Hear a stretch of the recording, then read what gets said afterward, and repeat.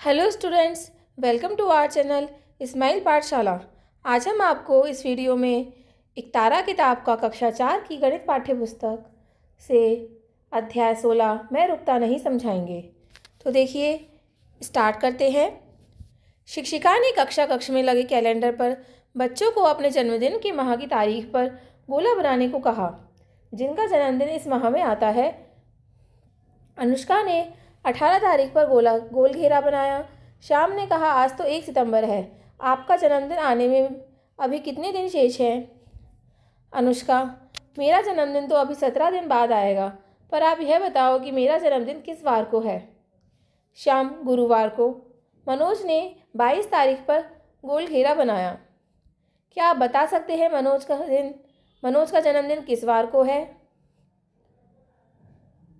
अगस्त चल रहा है, 22 तारीख को देखिए घेरा बनाया यहाँ पर, तो उसका जन्मदिन सोमवार को है। ठीक है,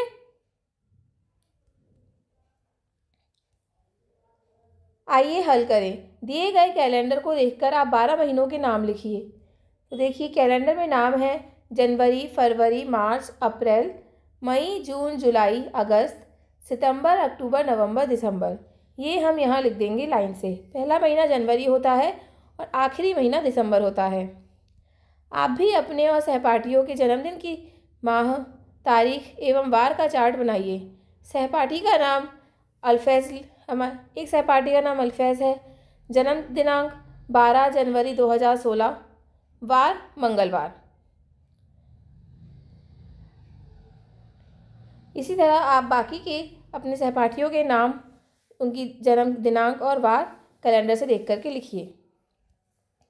विक्रम संवत भारतीय कैलेंडर है, जिसका प्रारंभ चैत्र मास से होता है।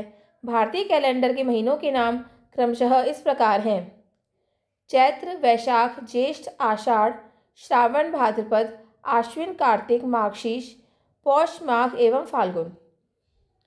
क्या आप बता सकते हैं कि प्रत्येक माह में कितने दिन होते हैं? मनोज ने कहा 30 दिन होते हैं। क्या मनोज ने सही उत्तर दिया? आइए पता कीजिए। कैलेंडर के 12 माह ग्रेगोरियन में सभी माह के दिनों की संख्या समान नहीं होती।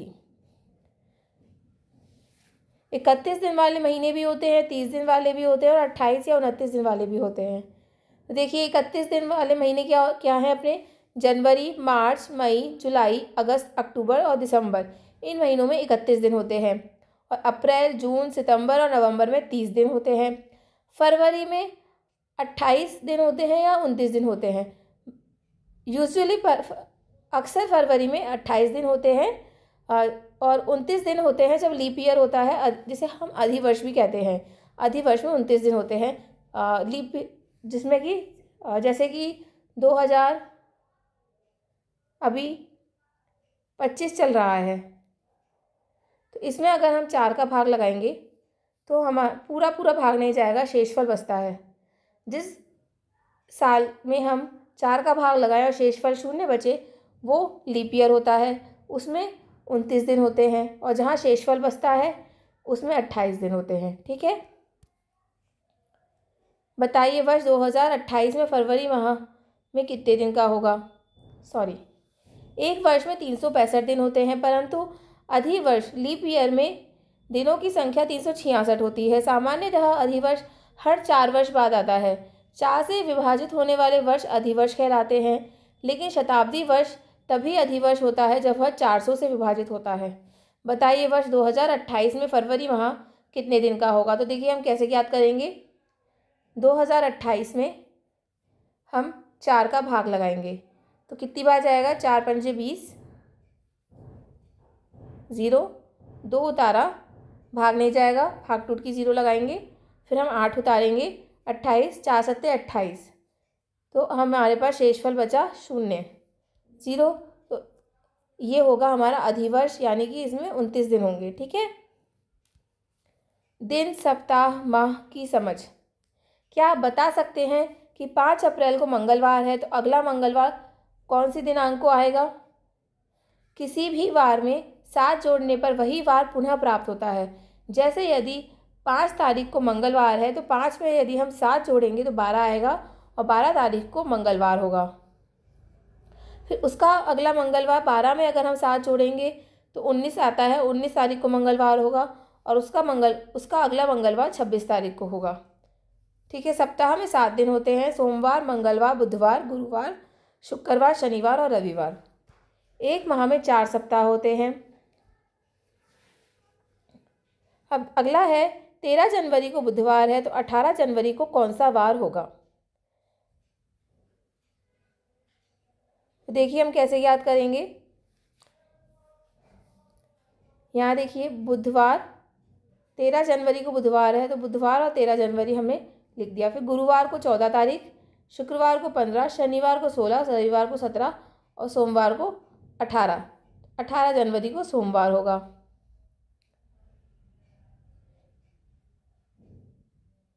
इसी प्रकार हम 22 जनवरी को याद करेंगे, शुक्रवार आएगा। 29 जनवरी को भी शुक्रवार आएगा। ठीक है। पखवाड़ा, भारतीय पंचांग में एक महीने के आधे भाग को पखवाड़ा कहते हैं। चंद्रमास में 2 पखवाड़े होते हैं, शुक्ल पक्ष एवं कृष्ण पक्ष। प्रत्येक पखवाड़ा लगभग 15 दिनों का होता है। इस प्रकार एक चंद्रमास में लगभग 30 दिन होते हैं। सप्ताह के दिन, अगर 6 दिसंबर को मंगलवार है तो 9 दिसंबर को कौन सा वार होगा? शुक्रवार होगा। नेहा का जन्मदिन 19 दिसंबर को बुधवार के दिन है और नेहा श्वेता से 4 दिन बड़ी है, तो श्वेता का जन्म किस वार को हुआ? देखिए नेहा का जन्मदिन 19 दिसंबर को बुधवार के दिन है, बुधवार के दिन है। ठीक है। और नेहा श्वेता से 4 दिन बड़ी है, इसका मतलब श्वेता नेहा से 4 दिन छोटी है। तो श्वेता का जन्म किस वार को हुआ? तो 19 में से हम 4 घटाएंगे, कितना आ जाएगा? 15। 15 तारीख को हुआ। 15 तारीख कब आएगी? देखिए 4 दिन छोटी है, तो ये 18, ये 17, ये 16 और ये 15 शनिवार को हुआ। ठीक है। वर्ष में माह, निधि ने माह के नाम इस प्रकार लिखे: दिसंबर, फरवरी, मार्च, जून, अप्रैल, जनवरी, नवंबर, मई, जुलाई, सितंबर, अगस्त एवं अक्टूबर। क्या निधि ने माह के नाम सही नहीं लिखे? निधि ने नाम तो सही लिखे लेकिन क्रम सही नहीं लिखा। माह के नामों को सही क्रम में लिखिए। तो हम देखिए लिखेंगे जनवरी, फरवरी, मार्च, अप्रैल, मई, जून, जुलाई, अगस्त, सितंबर, अक्टूबर, नवंबर और दिसंबर। वर्ष का प्रथम माह कौन सा है? जनवरी। वर्ष का अंतिम माह कौन सा होता है? दिसंबर। स्वतंत्रता दिवस किस माह में आता है? अगस्त में। वर्ष का 7वां माह कौन सा होता है? जुलाई। जून से पहले कौन सा माह आता है? मई। कौन कौन से माह में 31 दिन होते हैं? जनवरी, मार्च, मई, जुलाई, अगस्त, अक्टूबर और दिसंबर। सबसे कम दिन कौन से माह में होते हैं? फरवरी में। गांधी जयंती किस माह में आती है? अक्टूबर में। आइए चर्चा करें। नेहा, गीता आपका जन्मदिन कब आता है? मेरा जन्मदिन 5 मार्च को आता है। नेहा ने पूछा आपकी जन्मतिथि क्या है? गीता ने बताया मेरी जन्मतिथि 25 मार्च 2017 है। नेहा ने कहा इसमें वर्ष, माह एवं दिन कौन सा है? गीता ने कहा इसमें 25 दिन तिथि है, 3 माह है और 2017 वर्ष है। नेहा, आपकी आयु कितने वर्ष है? गीता, मेरी आयु, आप देखिए अब 2025 चल रहा है तो 2017 से कैलकुलेट कीजिए उसकी आयु कितनी वर्ष होगी। ठीक है। तो गीता की आयु 8 वर्ष है क्योंकि अभी 2025 चल रहा है। समय के माप, समय को मापने के लिए कई इकाइयों का उपयोग किया जाता है। एक वर्ष में 365 दिन होते हैं। एक सप्ताह में 7 दिन होते हैं। एक घंटे में 60 मिनट होते हैं। महीना एक वर्ष में 12 महीने होते हैं। दिन एक दिन में 24 घंटे होते हैं। मिनट एक मिनट में 60 सेकंड होते हैं। घड़ी में समय देखना, घड़ी के डायल पर 1 से 12 तक के अंक लिखे होते हैं। 2 अंकों के मध्य 5 समान भाग होते हैं, अर्थात 12 × 5 बराबर 60 समान भाग होते हैं। सामान्यतः इसमें 2 सुइयां होती हैं, एक बड़ी सुई और एक छोटी सुई। छोटी सुई घंटे का ज्ञान कराती है जबकि बड़ी सुई मिनट का ज्ञान कराती है। घंटे की सुई अंक 3 को पार करके गई है। देखिए इस चित्र में देखिए, घंटे की सुई अंक 3 को पार करके गई है, अर्थात 3 बज चुके हैं। और मिनट की सुई 2 पर स्थित है,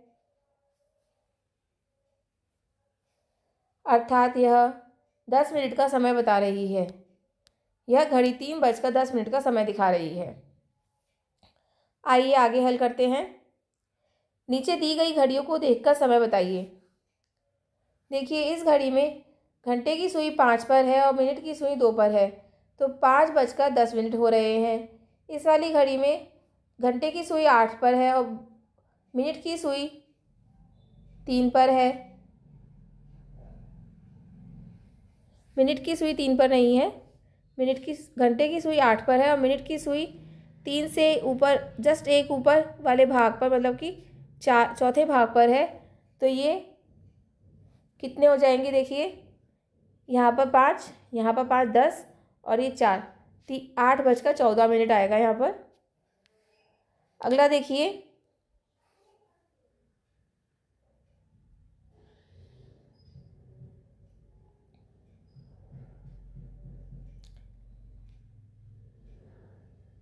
इसमें घंटे की सुई 2 को पार करके गई है, पूरा 3 पर नहीं आई है, तो 2 बजकर, और मिनट की सुई 9 पर है, तो 45, यानी कि 45 मिनट। कैसे करेंगे? देखिए 1, 2, 3, 4, 5, 6, 7, 8, 9 भाग, और हर भाग में 5 खाने होते हैं, तो 9 × 5 = 45। तो आ जाएगा 2:45। अब इसमें देखिए घंटे की सुई 12 और 1 के मध्य स्थित है, यानी कि 12 बजकर पार हुए हैं, 1 नहीं बजा है अभी तक, 12 बजकर टाइम आएगा। और मिनट की सुई 8 और 9 के बीच में स्थित है, यहाँ तीसरे भाग पर है, तो 43 आ जाएगा, तो 12:43। ठीक है।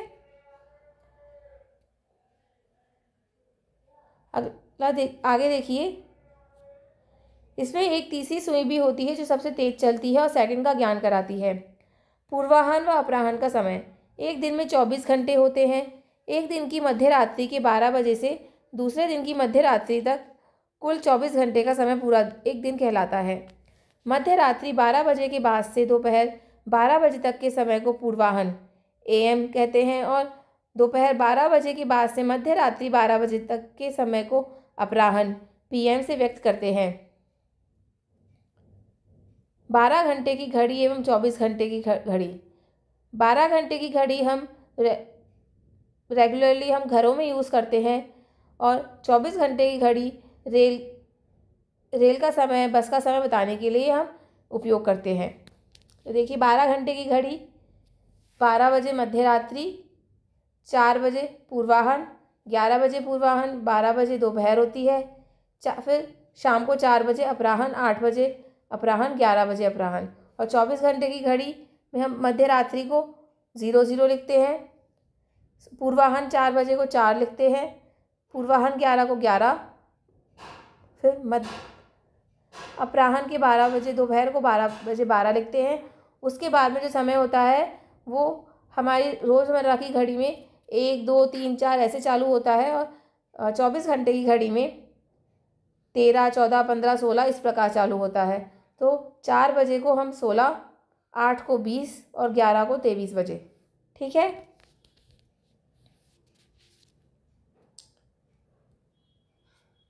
आगे देखिए, दिए गए समय को 24 घंटे की घड़ी के समय में बताइए। 10:45 बजे पूर्वाह्न, तो इसे 24 घंटे की घड़ी में भी 10:45 ही लिखेंगे।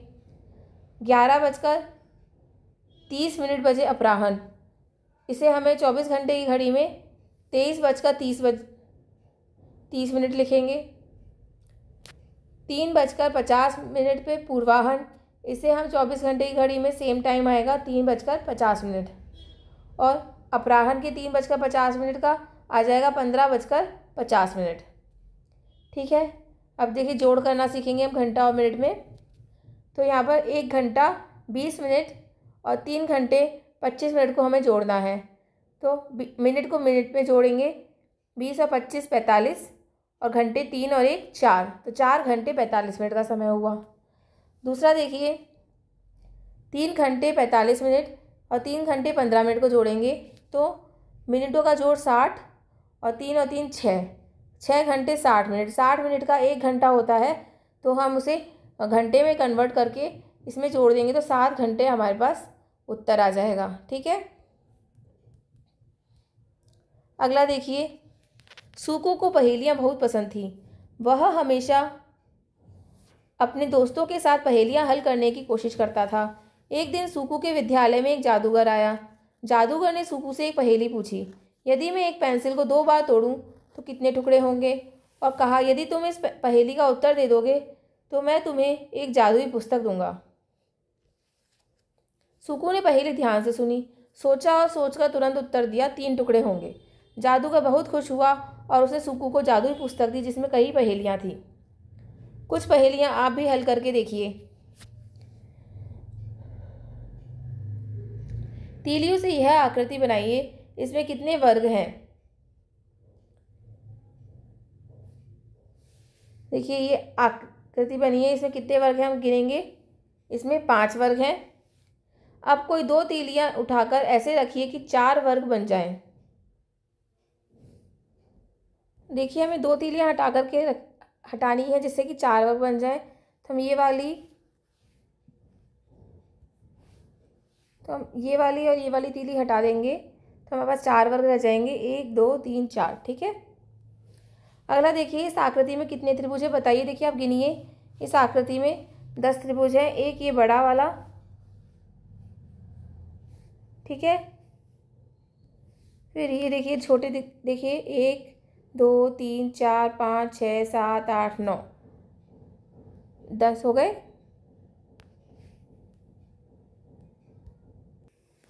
सॉरी, इसमें 13 त्रिभुज हैं। देखिए, एक ये पहले हम छोटे वाले त्रिभुज गिनेंगे, 1 2 3 4 5 6 7 8 9, और फिर ये बड़ा वाला है 10। फिर हम देखिए इसमें छोटे और हैं, एक ये 11, फिर ये वाला 12 और फिर ये वाला 13। तो इसका उत्तर आ जाएगा 13 त्रिभुज हैं। ठीक है। अगला देखिए, रमन के पास 25 सेब हैं। उसने श्याम और महेश को कुछ सेब दे दिए। अब रमन के पास केवल 10 सेब ही बचे हैं। श्याम और महेश को कितने सेब मिले? रमन के पास 25 सेब हैं। उसने श्याम और महेश को कुछ, अब रमन के पास 10 सेब बचे, तो हम, रमन के पास पहले 25 सेब थे, अब 10 बचे हैं, तो उसने कुल कितने सेब दिए श्याम और महेश को? तो हम पहले वाले सेब में से अब वाले सेब घटा देंगे। 25 में से हम 10 घटा देंगे तो 15 सेब आएंगे। तो उसने श्याम और महेश को 15 सेब दे दिए।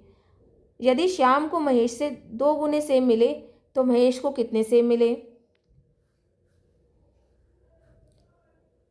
टोटल सेब उसने 15 दिए और श्याम को महेश से 2 गुने सेब मिले। यदि महेश को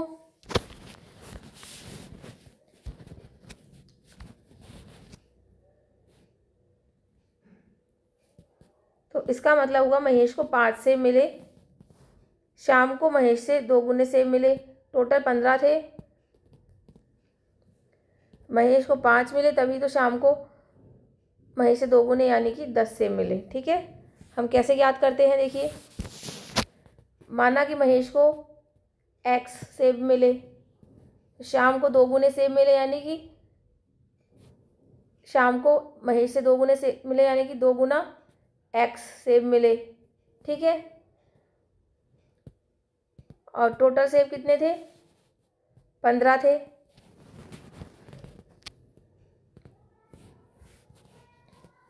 तो हम x + 2x = 15, टोटल कितना हो जाएगा? 3x = 15।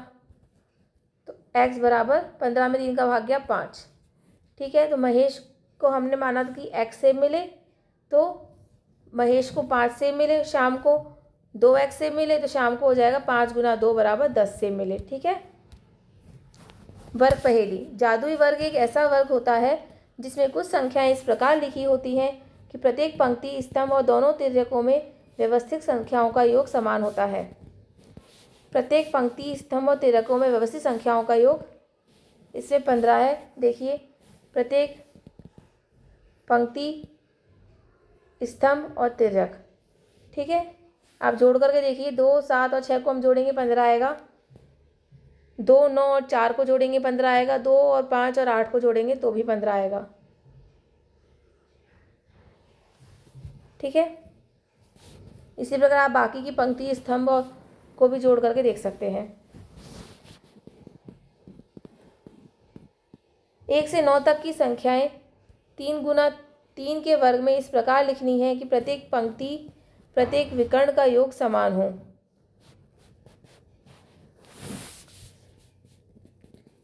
देखिए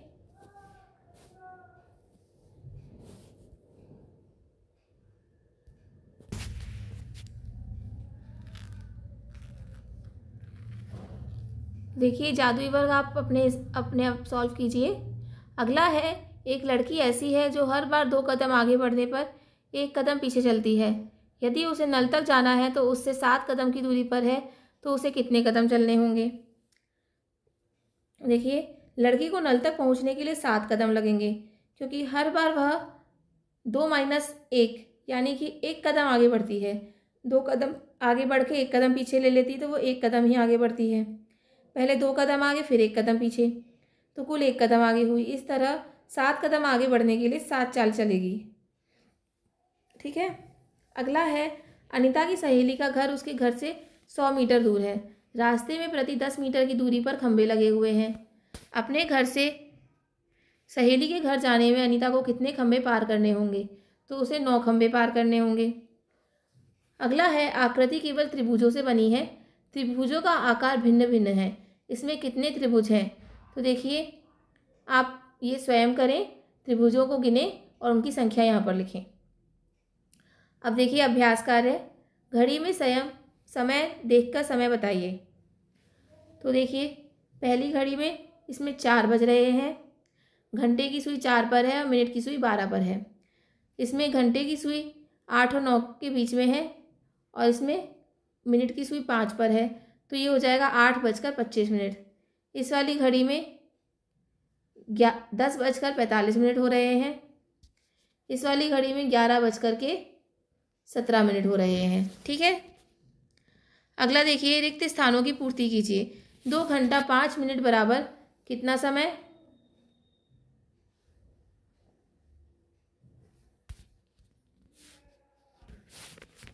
देखिए रिक्त स्थानों की पूर्ति कीजिए, तो पहला है 2 घंटे 5 मिनट, तो 2 घंटे, यहाँ पर देखिए उत्तर गलत लिखा हुआ है।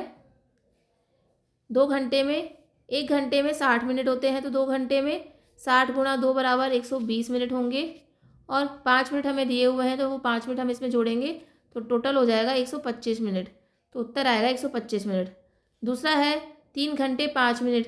1 घंटे में 60 मिनट होते हैं, 3 घंटे में 3 गुणा 60 बराबर 180 मिनट और 5 जोड़ेंगे तो 185 मिनट।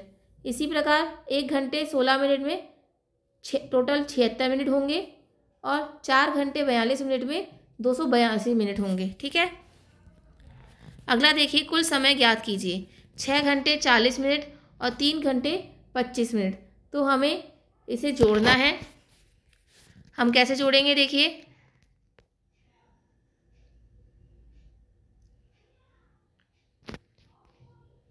6 घंटे 40 मिनट और 3 घंटे 25 मिनट को हमें जोड़ना है, तो हम घंटे एक तरफ लिखेंगे और मिनट एक तरफ लिखेंगे। तो मिनट को 40 और 25 मिनट में हुए 65 मिनट और 6 और 3 9।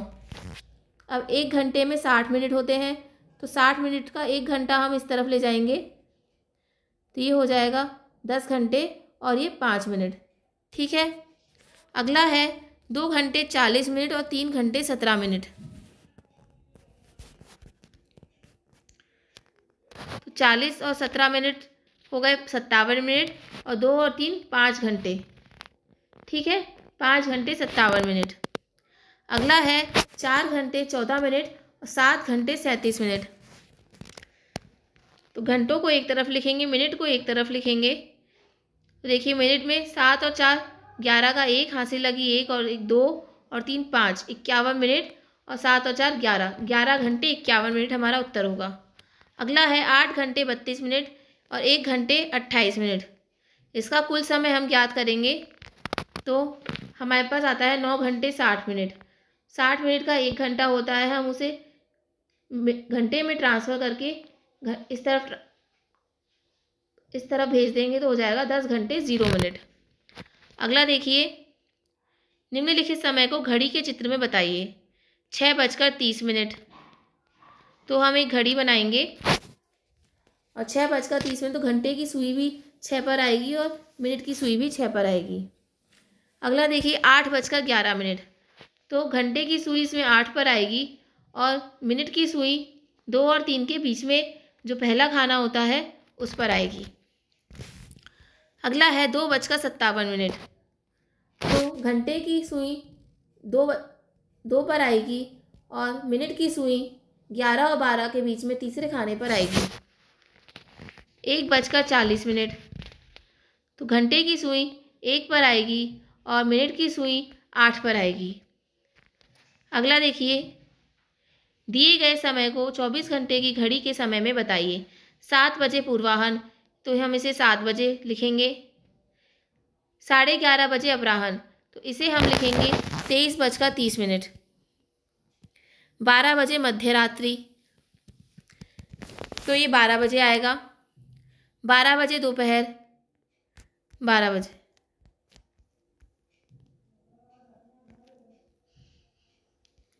12 बजे दोपहर को हम 12 बजे लिखेंगे और 12 बजे मध्यरात्रि को हम 00 या 24 भी लिखते हैं। अगला देखिए, गीता को अपनी नानी के घर जाने में 3 घंटे 35 मिनट का समय लगता है। यदि वह सुबह 8:45 पर अपने घर से निकलती है तो नानी के घर कितने बजे पहुंचेगी?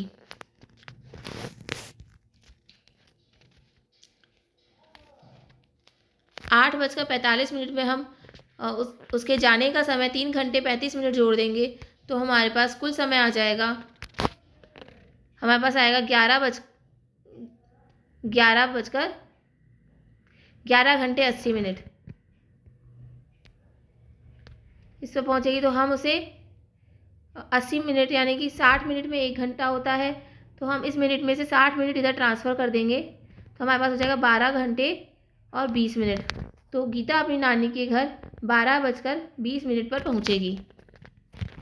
अगला देखिए, एक बस उदयपुर से 21:30 पर प्रस्थान कर अहमदाबाद 5:30 पर पहुंचती है तो यात्रा का समय ज्ञात कीजिए।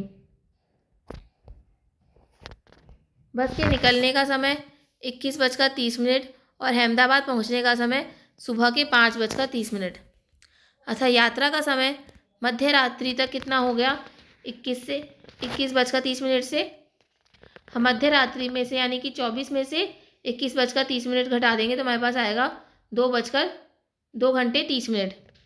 और सुबह तक का समय जोड़ेंगे हम उसमें तो 2:30 में हम 5:30 जोड़ेंगे तो हमारे पास आ जाएगा 7 घंटे 60 मिनट। ये टोटल हो जाएगा 8 घंटे, तो उसे टोटल लगा 8 घंटे का समय लगेगा। दी गई आकृति का उपयोग करके प्रत्येक ताले का वजन ज्ञात करें यदि 3 चाबियों का वजन 1 किलोग्राम है। तो देखिए, इस आकृति में हमारे पास यहाँ 4 ताले हैं और टोटल 12 चाबियाँ हैं। 4 तालों का वजन और 12 चाबियों का वजन बराबर है। 3 चाबियों का वजन 1 किलोग्राम है।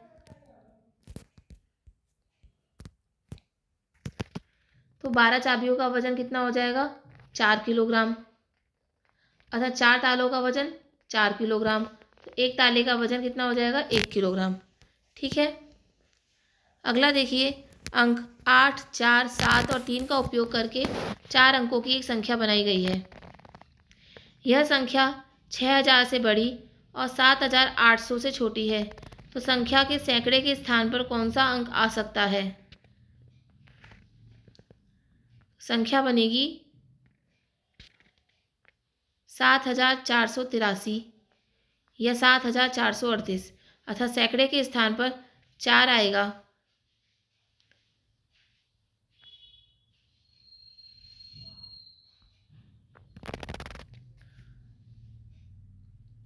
यदि 15 जनवरी को मंगलवार है तो 25 जनवरी को कौन सा वार होगा?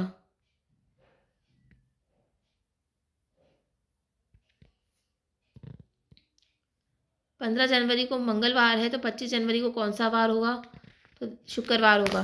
ठीक है, इसी के साथ हमारा ये अध्याय समाप्त होता है। आगे के चैप्टर्स के लिए हमारे चैनल से जुड़े रहिए। हमारे चैनल को लाइक कीजिए, शेयर कीजिए, सब्सक्राइब कीजिए। धन्यवाद।